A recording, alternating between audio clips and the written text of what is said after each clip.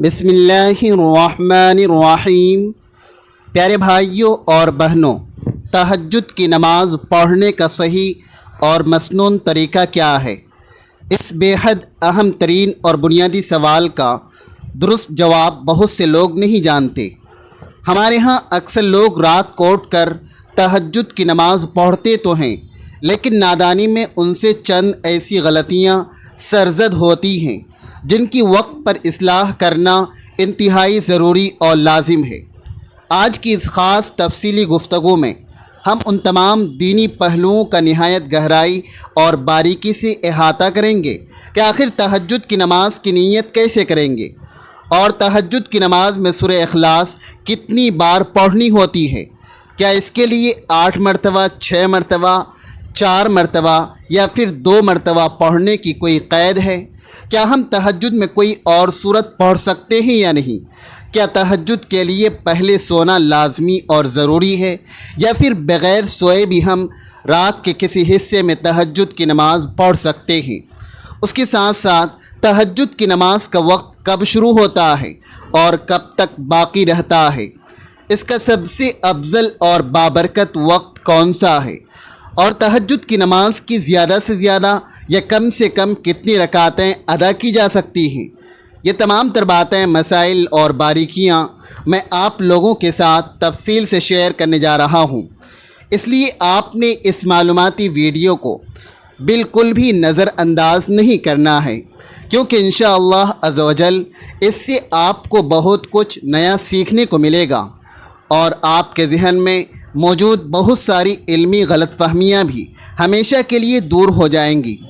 تہجد کی نماز دراصل بہت ہی زیادہ فضیلت، عظمت اور برکت والی نماز ہے، جس کے بارے میں آقا کریم علیہ الصلاۃ والسلام کے ایک ارشاد گرامی کا مفہوم ہے کہ فرض روزوں کے بعد سب سے افضل روزہ محرم کا روزہ ہے، اور فرض نمازوں کے بعد کائنات میں سب سے افضل نماز رات کی نماز ہے۔ یعنی جس طرح نفل روزوں میں سب سے افضل محرم الحرام کا روزہ ہے، اسی طرح نفل نمازوں میں اللہ تبارک و تعالی کے ہاں سب سے افضل نماز تہجد کی نماز ہے۔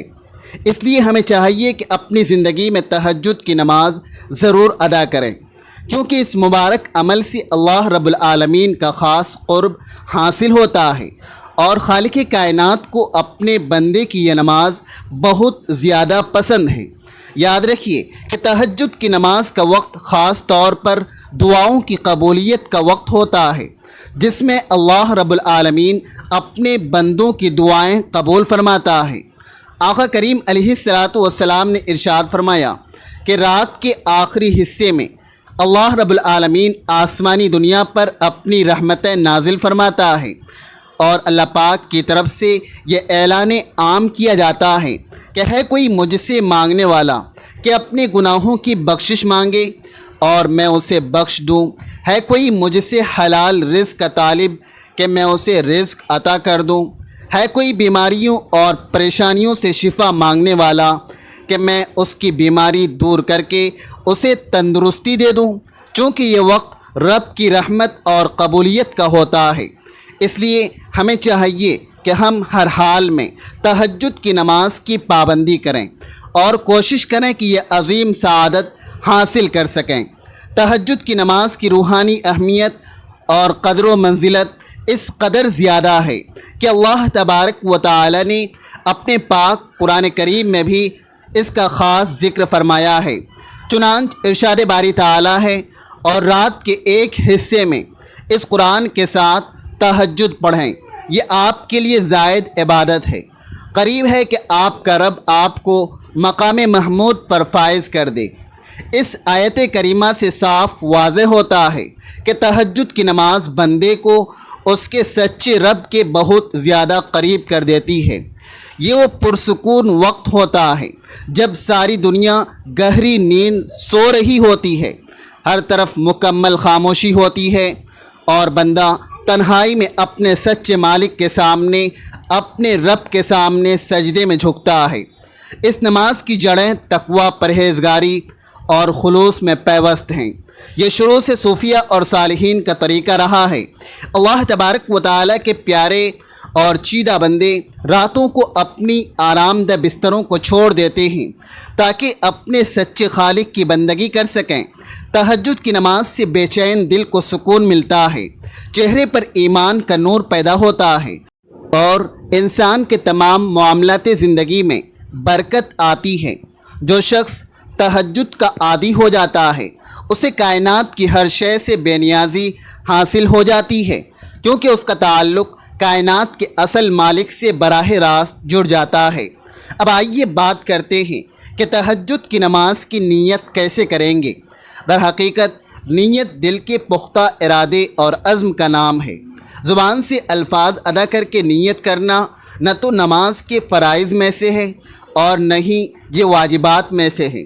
البتہ اگر کوئی شخص زبان سے الفاظ کہہ لے تو بہتر ہے، لیکن اگر دل میں ارادہ ہو اور زبان سے نہ کہے تو کوئی گناہ نہیں ہے، اور ایسا ہرگز نہیں ہے کہ جب تک آپ زبان سے الفاظ ادا نہ کریں تب تک آپ کی نماز یا نیت نہیں ہوگی، بلکہ اصل نیت وہی ہے جو آپ نے دل میں پختہ ارادہ کر لیا کہ میں اللہ تبارک و تعالیٰ کے لیے تہجد کی نماز پڑھ رہا ہوں یا پڑھ رہی ہوں، اور بس اتنا ہی کافی ہے۔ تاہم اگر آپ زبان سے الفاظ کہنا چاہیں، یوں کہہ سکتے ہیں کہ میں نے 2 رکعت نماز تہجد کی نیت کی واسطے اللہ تبارک و تعالیٰ کے منہ میرا کعبہ شریف کی طرف۔ پھر نیت کرنے کے بعد آپ تکبیر تحریمہ کہہ کر نماز شروع کریں گے۔ نیت کے حوالے سے ایک اور بات ذہن نشی کر لیں کہ اگر آپ رات کو سوتے وقت یہ سچا ارادہ کریں کہ میں نے تہجد کے لیے اٹھنا ہے، لیکن نیند کی زیادتی یا تھکن کی وجہ سے آپ کی آنکھ نہ کھل سکی، تو اللہ تبارک و تعالی اپنی خاص رحمت سے آپ کو اس سچی نیت کی برکت سے تہجد کا پورا ثواب عطا فرما دیتا ہے۔ یہ اللہ تبارک و تعالی کی اپنے بندوں پر بہت بڑی عنایت اور کرم ہے، اس لیے روزانہ سوتے وقت تہجد کی نیت کر کے ہی سونا چاہیے، تاکہ اگر خدا نہ خواستہ آنکھ نہ بھی کھلے تو آپ اس کے ثواب سے محروم نہ رہیں۔ اب تہجد کے حوالے سے کچھ انتہائی اہم اور ضروری باتیں یہ ہیں کہ کیا تہجد کے لیے پہلے سونا ضروری ہے؟ اس مسئلے میں مختلف علماء کرام کی آراء مختلف ہیں۔ بعض علماء فرماتے ہیں کہ اس کے لیے سونا بالکل شرط نہیں ہے، جبکہ بعض فرماتے ہیں کہ اس کے لیے سونا ضروری ہے، کیونکہ لغوی اعتبار سے نیند سے بیدار ہو کر پڑھی جانے والی نماز ہی اصل میں تہجد ہے۔ لیکن جو علماء سونا ضروری قرار نہیں دیتے وہ بھی یہی کہتے ہیں کہ افضل اور بہتر طریقہ یہی ہے کہ سو کر بیدار ہونے کے بعد تہجد کی نماز ادا کی جائے۔ تاہم اگر کسی کو نیند نہیں آتی یا وہ کسی مجبوری کی وجہ سے سویا نہیں ہے، تب بھی اگر وہ اس مبارک وقت میں نماز پڑھ لیتا ہے تو اللہ رب العالمین اسے تہجد کا ثواب ضرور عطا فرمائے گا۔ فقہا کے نزدیک تہجد کا لفظ حجود سے نکلا ہے، جس کے معنی نیند کو ترک کرنے کے ہیں۔ پس عشاء کے بعد سو کر اٹھنا اس نماز کی اصل روح ہے۔ لیکن اگر کوئی شخص عشاء کے بعد رات بھر جاگ کر عبادت کرے تو اسے صلاۃ اللیل یعنی رات کی نماز کا ثواب تو ملے گا ہی، البتہ سنت مطہرہ کی پیروی میں سو کر اٹھنا ہی سب سے اعلیٰ اور افضل عمل ہے۔ اب بات کرتے ہیں کہ تہجد کی نماز کا وقت کب شروع ہوتا ہے اور کب تک رہتا ہے۔ تو واضح رہے کہ جب آپ نے عشاء کی نماز کے 4 فرض ادا کر لیے تو اسی وقت سے آپ کے لیے تہجد کا وقت شروع ہو گیا، اور رات کے کسی بھی حصے میں آپ نیند سے بیدار ہو کر تہجد کی نماز ادا کر سکتے ہیں، جبکہ اس کا آخری وقت طلوع فجر یعنی فجر کا وقت ہونے تک ہے۔ یعنی جیسے ہی فجر کی نماز کا وقت شروع ہوگا تہجد کا وقت ختم ہو جائے گا۔ اس کا سب سے افضل وقت رات کا آخری حصہ ہے جو سحری کا وقت کہلاتا ہے، چونکہ اس وقت اللہ تبارک و تعالی کی خاص رحمتیں نازل ہوتی ہیں، جیسا کہ پہلے حدیث پاک کے حوالے سے بیان کیا گیا ہے کہ رات کے 3 حصے کیے جائیں تو آخری حصہ سب سے زیادہ بابرکت اور قیمتی ہے، کیونکہ اس وقت سائلین کی پکار سنی جاتی ہے اور گنہگاروں کی بخشش کا پروانہ لکھا جاتا ہے۔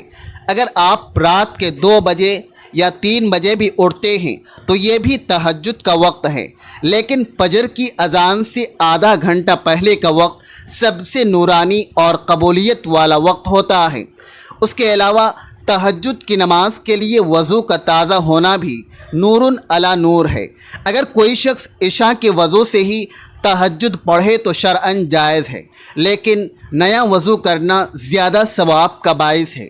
رکعتوں کی تعداد کے بارے میں جان لیں کہ آپ تہجد کی نماز 2 رکعت، 4 رکعت، 6 رکعت، 8 رکعت یا پھر 12 رکعت بھی پڑھ سکتے ہیں، کیونکہ نبی کریم صلی اللہ علیہ وسلم سے یہ تمام تعداد مبارکہ ثابت تھے۔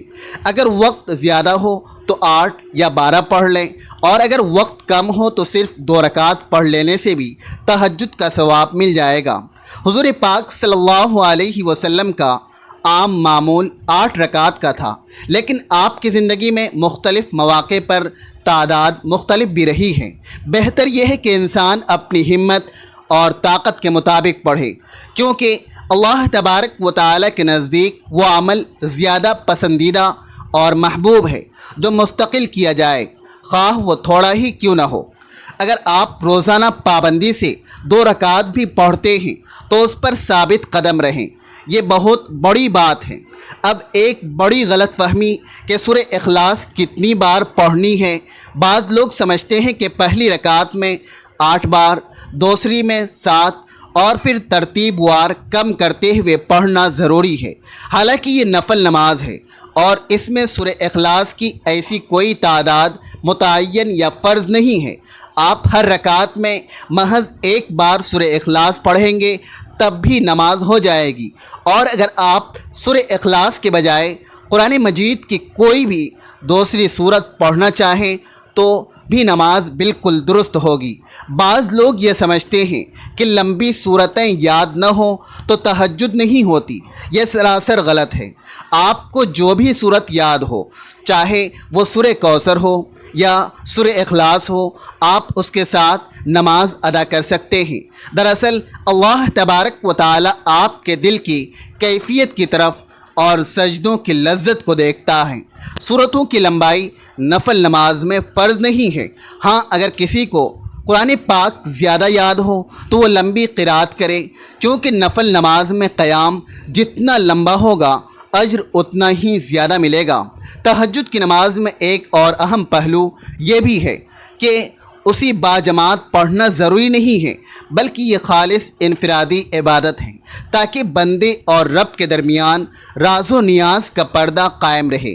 اسے اپنے گھروں میں ادا کرنا زیادہ افضل اور بہتر ہے، کیونکہ نبی کریم صلی اللہ علیہ وسلم کا ارشاد ہے کہ اپنے گھروں کو قبرستان نہ بناؤ، بلکہ ان میں نفل نمازیں ادا کرو۔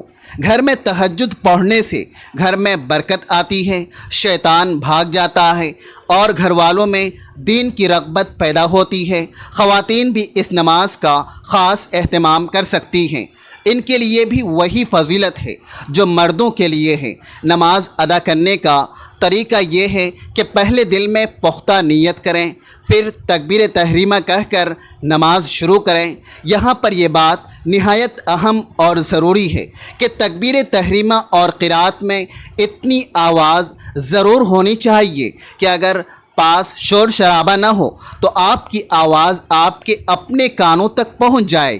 بہت سے لوگ صرف دل ہی دل میں پڑھتے ہیں اور ان کے ہونٹ حرکت نہیں کرتے، تو یاد رکھیے اس طرح ان کی نماز نہیں ہوتی، کیونکہ زبان سے الفاظ کی ادائیگی ضروری ہے۔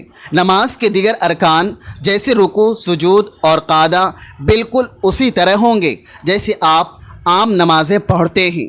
سجدے میں لمبی دعائیں کرنا اور گر گرا کر اللہ تبارک و تعالی سے مانگنا تہجد کی خاص روح ہے۔ رسول اللہ صلی اللہ علیہ وسلم نے فرمایا کہ بندہ اپنے رب کے سب سے زیادہ قریب سجدے کی حالت میں ہوتا ہے، پس تہجد کے سجدوں میں اپنے گناہوں کی معافی مانگیں، اپنے رزق کی تنگی دور ہونے کی دعا کریں اور امت مسلمہ کی خیر و عافیت کی دعا کریں۔ تہجد کی نماز کے بعد مسنون دعائیں مانگنا بھی سنت سے ثابت ہے۔ آپ اپنی مادری زبان میں بھی اللہ تبارک و تعالی سے باتیں کر سکتے ہیں۔ اللہ تبارک و تعالی تو دلوں کے چھپے بھید کو بھی جانتا ہے، وہ زبان سے زیادہ دل کی آواز کو سنتا ہے۔ اگر آپ کے پاس وقت ہو تو نماز کے بعد تسبیحات فاطمہ 33 بار، سبحان اللہ 33 بار، الحمدللہ اور 34 بار اللہ اکبر کا ورد کریں اور کثرت سے درود شریف پڑھیں۔ اس سے آپ کی دعا کی قبولیت کے امکانات مزید بڑھ جاتے ہیں۔ اس کے علاوہ تہجد کے وقت کی ایک اور خاصیت یہ بھی ہے کہ اس وقت کی خاموشی انسان کو اپنے نفس کا محاسبہ کرنے کا بہترین موقع دیتی ہے۔ دن بھر کی مصروفیت میں انسان اکثر اللہ تبارک و تعالی کو بھول جاتا ہے، لیکن یہ وقت صرف اور صرف اللہ تبارک و تعالی کے لیے مخصوص ہوتا ہے۔ تہجد گزار بندوں کے لیے اللہ تبارک و تعالی نے جنت میں خاص بالا خانے تیار کر رکھے ہیں، جن کے باہر کا حصہ اندر سے اور اندر کا حصہ باہر سے نظر آتا ہے۔ تب صحابہ کرام نے پوچھا، یہ کن کے لیے ہیں؟ تو آپ صلی اللہ علیہ وسلم نے فرمایا، یہ ان کے لیے ہیں جو نرم گفتگو کرتے ہیں، کھانا کھلاتے ہیں، اور راتوں کو جب لوگ سو رہے ہوں تو وہ اللہ تبارک و تعالی کے سامنے نماز پڑھتے ہیں۔ سبحان اللہ، کتنا عظیم مرتبہ ہے ان لوگوں کا جو رات کی نیند قربان کر کے مالک حقیقی کی آواز پر لبیک کہتے ہیں۔